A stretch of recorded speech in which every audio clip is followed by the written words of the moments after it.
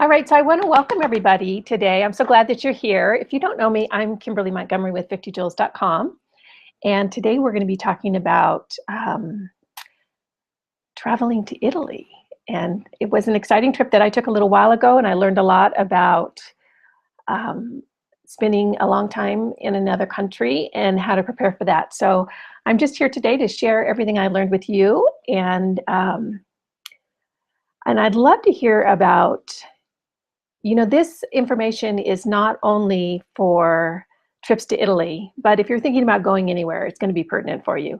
So let's go ahead and get started, and we'll talk a little bit about how we get on our way in a trip like this. So vacation in Italy on a budget, that's what we're talking about today. But this is applicable to any place that you would like to go. So take notes if you'd like, absolutely. And let me tell you that if you're in the right place, if you've ever thought about going to another country, running away for an extended period of time, because it is a little bit different than going on a short 2-week or 1-week vacation. So you're in the right place if you ever thought about living for an extended period in another country. If you have always wanted to travel, but you're not really sure if you had the information and the skills to do it. We'll talk a little bit about what it's like to get settled into another country, and then how to really enjoy your life there. I had a fabulous time in my 2 months, and I certainly want you to have the same kind of experience when you travel on your trip. Now, one of the things that I want to share with you is that traveling is something that you absolutely can do. And my goal for today is to make sure that you have everything that you need to take a trip exactly like I did. And so I want to answer all your questions and make sure that you have all the information that you need. Now, who am I? Well, I'd like to tell you that I'm somebody really famous and special, but I'm really not. I'm just the gal in the grocery store pushing the cart through the produce section. And I'm kind of a suburban washout. And let me tell you about that. Back in 2008, I was a very busy single mom, and I was running 2 businesses. And my life was so hectic. I had lots of property that I owned. We lived on a big piece of property. I had a huge garden, 5 dogs, 4 cats. And the businesses and everything else really consumed my life. But I was doing it for a good reason. I wanted to create a nice life for my daughters. I wanted to create a good retirement for myself. I wanted to be able to have something to leave my children. So working 7 days a week, oft times 9-10 hours a day was just what I did because I thought it was for a good reason.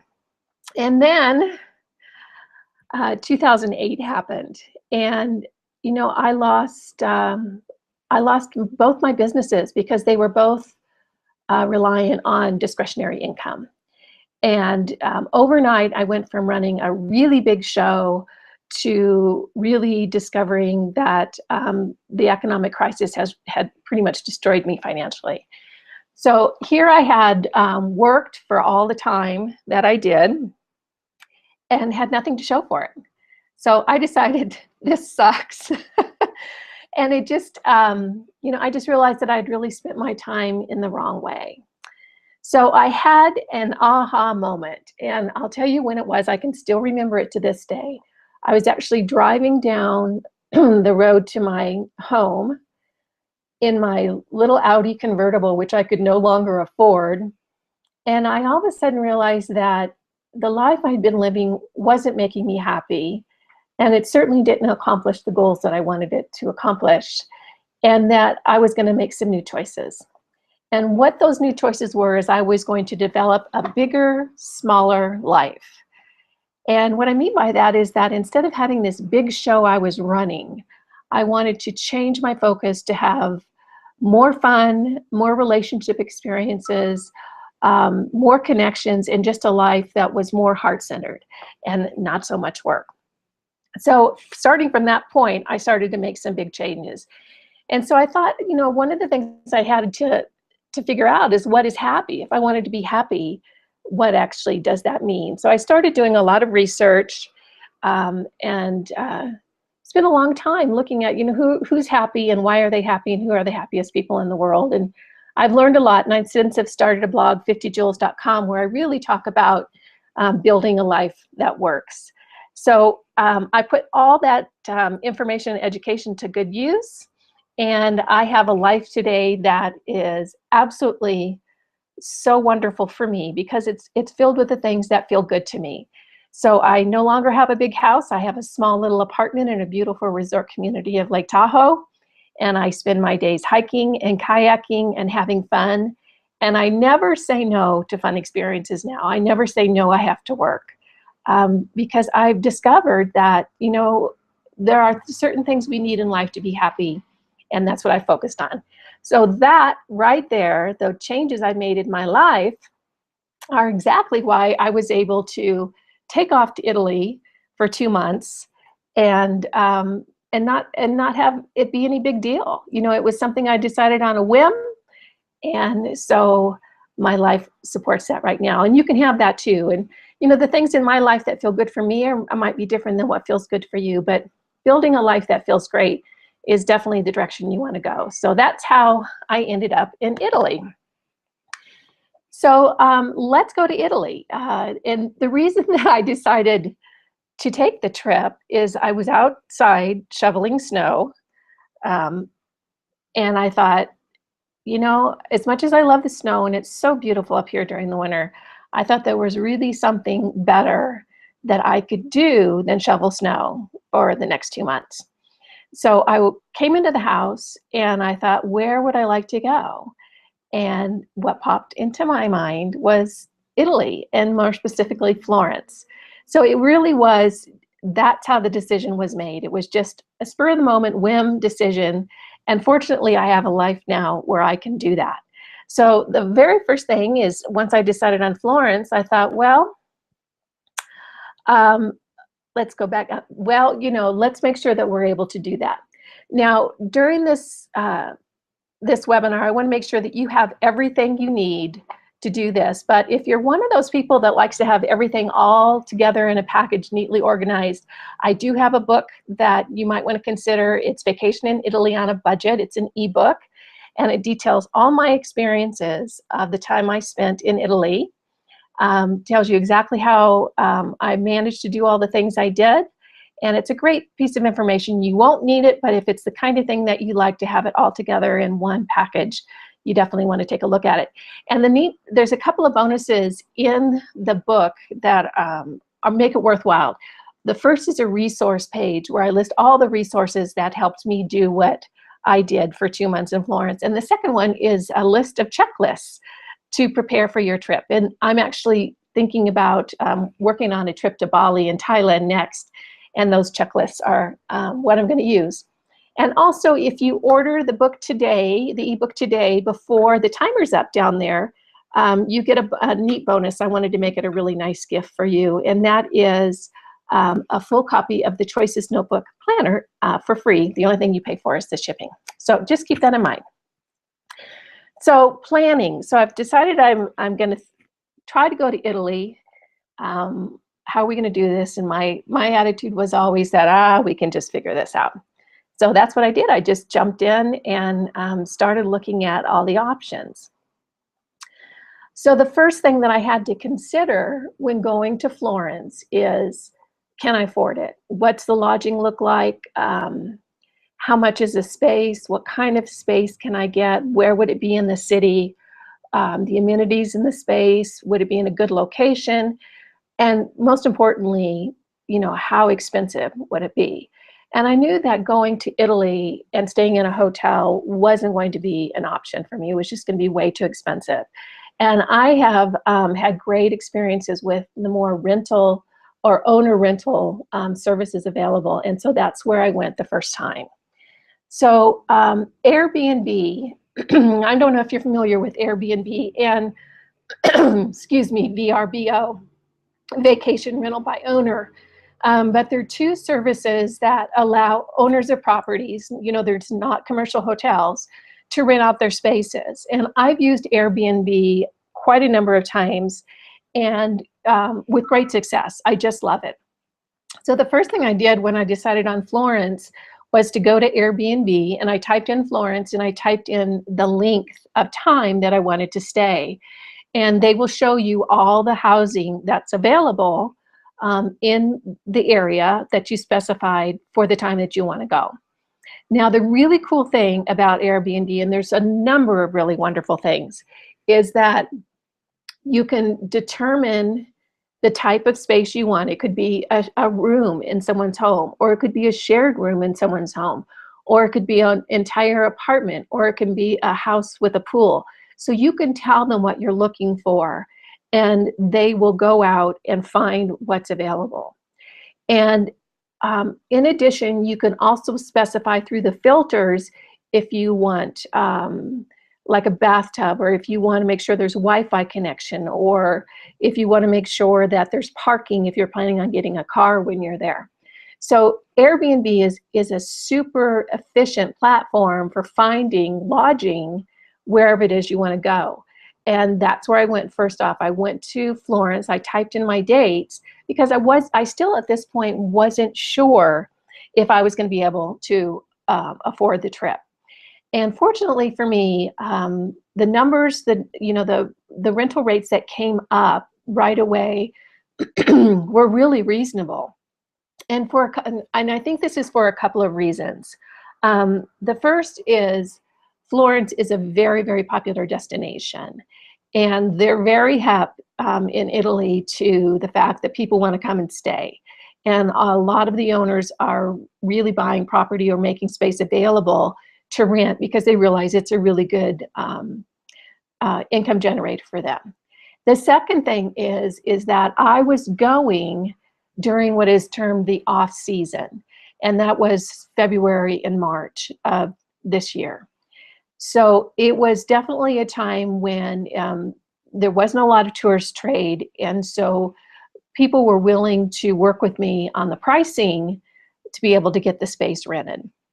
So what I did is I spent a couple of days going through all the listings on Airbnb and picking out the ones that were my favorites. And I really looked at the map. You can see the map over there on the right-hand side, and you can see that it shows you where in the city it is and the price and the closest to any particular locations you wanted. So this was really, really helpful. So what I did is I selected a few favorites, and then instead of just renting or click rent for the price that was offered, I sent a personal note to every one of those owners asking them what the rate would be for my 2-month stay. So what I was essentially doing is asking them to make me an offer. And surprisingly, they did. And I had probably 3 or 4 landlords that had properties that were offering me really good pricing for their spaces. And it kind of became a bit of a bidding war because there's lots of spaces to rent in Florence during the off season, and people wanted to get their spaces filled even if it wasn't for the rates that they advertised. So what ended up happening is I was offered several really beautiful places for about between 800 and 900 euro a month, which is about between $900 and $1,000 a month US. And when you think about that, that's an extraordinary price to go to one of the most popular cities in the world to be able to stay for a month. So I eventually picked one of the spaces, and we arranged for a price, and we negotiated a little bit on the utilities and the security deposit and that sort of thing. And I put down the money and reserved my space, and we were good to go. So Airbnb, and of course there's VRBO, which is another service, are both great options to be able to travel someplace and stay there for an extended period of time without paying the exorbitant prices of hotels. Now, my place was absolutely beautiful. It was gorgeous when I got there. And I'll show you some pictures a little later on. I mean, I really couldn't have been more thrilled. So now that I had my space, I had to figure out how I was going to get there. And so I started watching the flights. And, you know, I come from Okie blood, so we're always looking for a good deal. And when I first looked for flights, they were close to, you know, they were $1,000, $1,200 round trip. And that just was much more than I was comfortable paying. So what I did is I really shopped around and started looking at the history of flight prices to get to Italy, what was a good price, shopped the different websites like Expedia and Kayak and that sort of thing. And when I'm shopping for a flight, there's a few things that I'm looking for, and this might be helpful for you too. First of all, I want a good price. And when we're talking about a good price, generally we're talking about 6 cents per mile for the flight. I want to know the route. I want to know where I'm flying out of. Is it convenient for me to get to that airport and flying into, and is that airport convenient to where I'm going? And then the third thing that becomes so important while you're traveling is how long the flight is in total. And it can really vary when you're, particularly when you're going to Europe, it can be anywhere, you know, from a 5 to 6 hour difference, or sometimes it may be even more on the total length of the flight. So that's something that I really pay attention to, so that I'm not dragging myself through this really horrifically long travel period, and then I'm just exhausted by the time I get there. So price, route, length of flight. And there's a lot of services that will actually track flight prices for you and send you email updates. And I belong to a few of those, and those are listed on the resource page in the book. Airfare Watchdog is one. I believe the other one's ITA. But there's services that will show you what the historical prices for whatever trip you're making are, and then show you what's available today. Now, another thing I did that kept my flight costs way down, or it saved me about $300 to $400 for the round trip, is I flew into Rome instead of Florence. And what I knew, because I went to school in Italy when I was in college about 100 years ago, but that information let me know that there are great, the trains between Florence and Rome are efficient, quick, and inexpensive.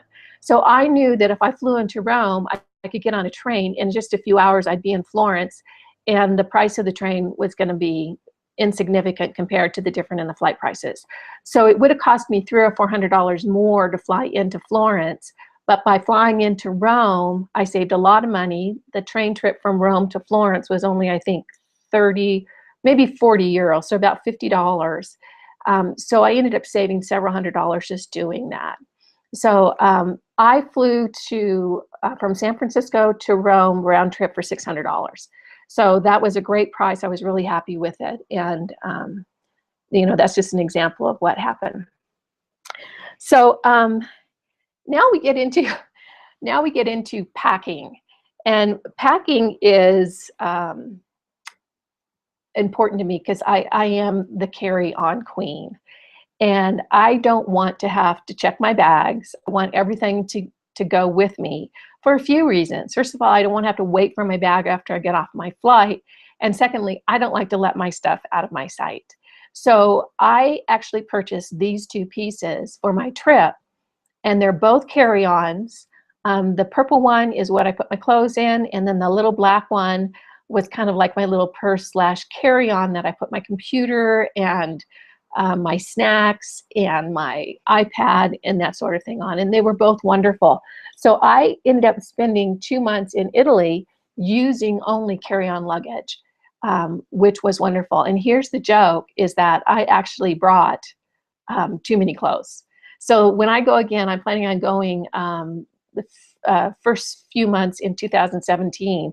I'm going to take a lot less clothes with me because, you know, I really just didn't need what I brought. So the one thing I want to show you, and these are all things that I got specifically for this trip, is this was my secret weapon, and it's a money belt. And I got it off of Amazon. The link is in the book. And it was absolutely one of the best decisions and best purchases I made. This money belt is really comfortable. It went right underneath my sweater or shirt. And when I would go out, or when I was traveling on the train, when I was flying, I had everything of value, my passport, my money, my identification, that sort of thing, in that money belt. And I think the most beneficial part of having that was the sense of relaxation that it gave me when I was traveling, because I didn't have to worry about, clutching onto my bag or looking out for people that might be pickpockets in the airport or that sort of thing.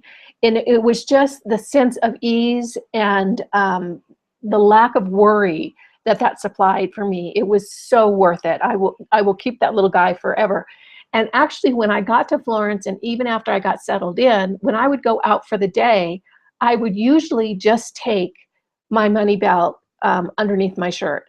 And I would put my apartment keys in it. I would put my money for the day, whatever ATM card I was using, and anything else. And it was nice to make sure that my house keys were in my, that were connected to me, so I didn't have to worry about losing them. So if I can suggest anything on your trip, get one of these and use it, because the sense of, I was able to have so much more fun and not worry and not have to, be so careful, because I knew that everything that mattered to me was really close to my body and I didn't have to worry about losing it. So I get to Florence, I get to Rome, I take the train to Florence, I get off the train, and now I need to find my apartment. And one of the neatest tools is Google Maps on my phone. That made everything so much easier. So what I did is I just got off the train, I keyed in the address of my apartment, and I simply walked there. It took me about 10, 12 minutes. And before you know it, boom, I was right in my new neighborhood. So when you get someplace, getting settled and feeling comfortable being there is so important, because, the excitement is fun, but it's going to wear off pretty quickly. And then you have to figure out, well, I want to live here and I want to be comfortable.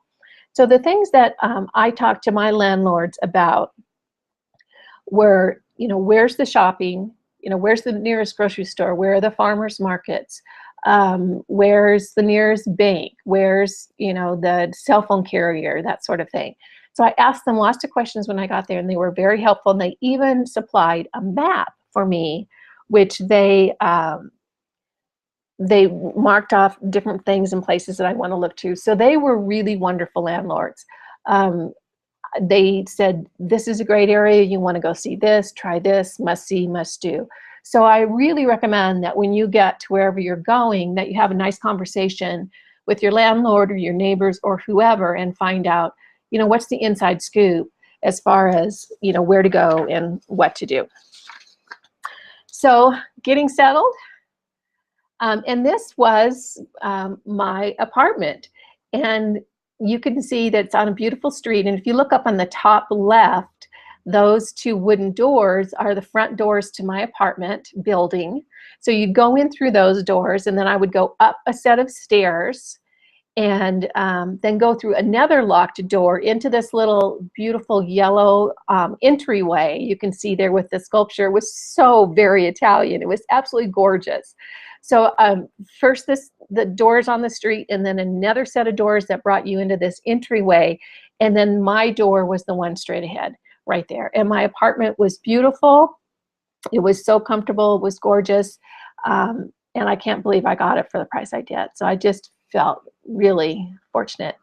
Now this is the street that I lived on. Yes, I lived right down the street from the Duomo, and I woke up to the bells of the Duomo every day. And the Duomo was what I passed when I went out into town to do anything. So, what I want for you to take away from that is that the spaces that are available to rent through Airbnb are fantastic. I couldn't have dreamed that I would have gotten a location as nice as I did. And the street I lived on, there was actually a grocery store, there was a little produce store, there was lots of restaurants. The cell phone carrier was just a couple of blocks away. David, the statue, was really across the street from me. So the location was spectacular. And so please, know that you're not going to be getting someplace that's undesirable. There's just really a lot of very beautiful locations available. So this is what I would see every morning as I was out walking.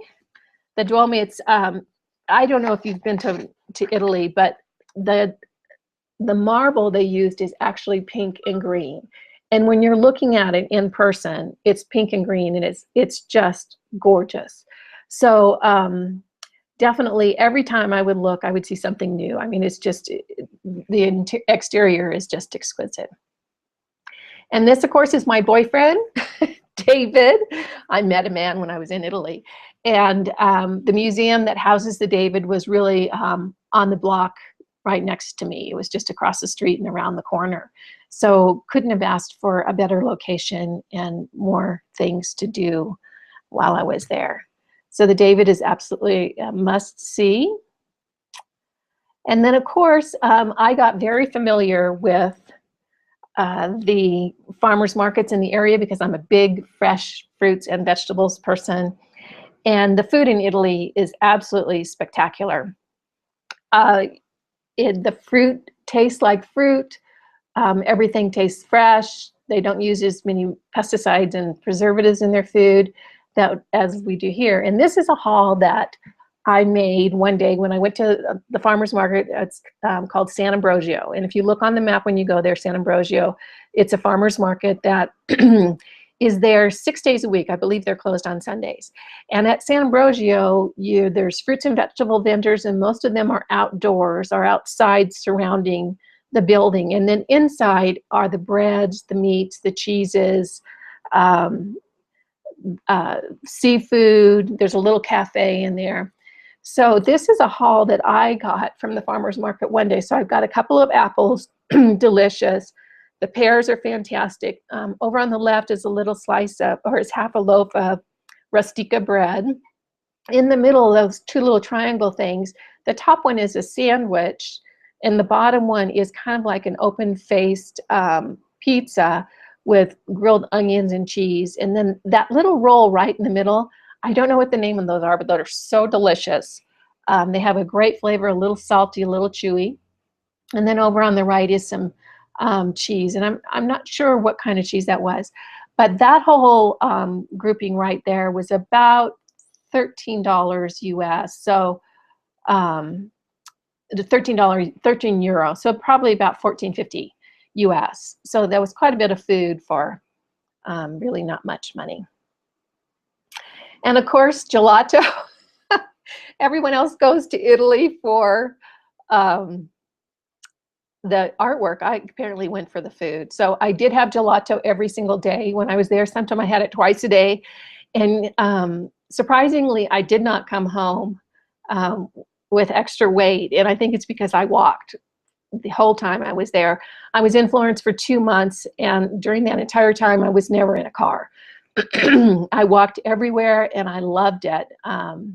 So I think that's how the Italians stay so fit and slim. I mean, they're just gorgeous. I mean, and seeing overweight Italians is actually not common. So beautiful culture, beautiful people, and the gelato is fantastic. So here I am eating in, I think this is Osteria Santo Spirito, which is across the Arno from where I was staying. And that is a risotto, zucchini risotto they have, which is absolutely fabulous. It's delicious. So I went for the food, and boy, I sure enjoyed it. And when I was dining out in Italy, I generally only went out for lunch because you can get the same food, the same recipes, the same cooking at lunchtime for a lot less than you can in the evenings. In the evenings, I would just have something light in my apartment. So dining out for lunch was really what I did. And plus, that made sure that I was back in my apartment in the evening time, which felt more comfortable to me too. So there we have it. Does anybody have any questions? You're welcome to send them in. Vacation in Italy on a Budget. If you're interested, I do have an ebook available. It's absolutely gorgeous. It has tons of beautiful pictures, and I go through every single part of my trip. The decision, how I could leave for just 2 months, how I decided on location and found my apartment and shopped for my flight. It also has a great chapter, making preparations at home. You know, leaving for 2 months does require some planning. And I actually have a checklist too about all the things that you want to prepare. What I did is I made sure that everything was taken care of, so I didn't have to worry about paying bills or doing any kind of home business work while I was gone, because I wanted to enjoy my trip. Then when I talk about packing, I actually have a complete packing list in the book of everything that I would recommend that you take, and also links for the luggage and that money belt that I showed you.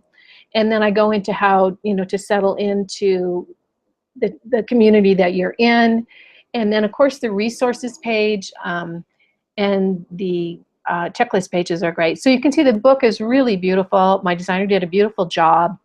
Lots of pictures, lots of very specific information.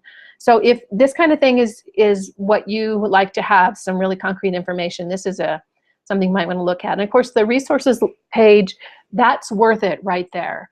You know, with my Bali, Thailand trip, this is exactly how I'm going to prepare for that trip too. So use all these resources: lodging, flights, how to keep in communication back home for free, how to manage your cell phone, lots of information like that. And then we also have the checklists, which I'm going to use, because keeping everything organized and make sure you got all your ducks in a row is, you know, is really important when we've got so much going on. So that's the bonus number 2. And the cool thing today is when you purchase, if you decide that this is a good choice for you, when you purchase the ebook today, you will also, until the time the timer's up, the one that's below there, you'll also get a free copy of the Choices Notebook Planner. That's the planner that I designed. It's a 12-month planner, and you get it for free. You only pay for shipping. So anyone who orders the ebook before the timer's up below gets that. So you can take a look at that now. And anybody have any questions before we wrap up?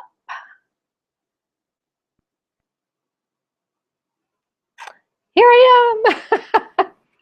I feel like I've been talking for hours now. So any questions about how to get there? Questions about the trip? Yeah? Good. Okay.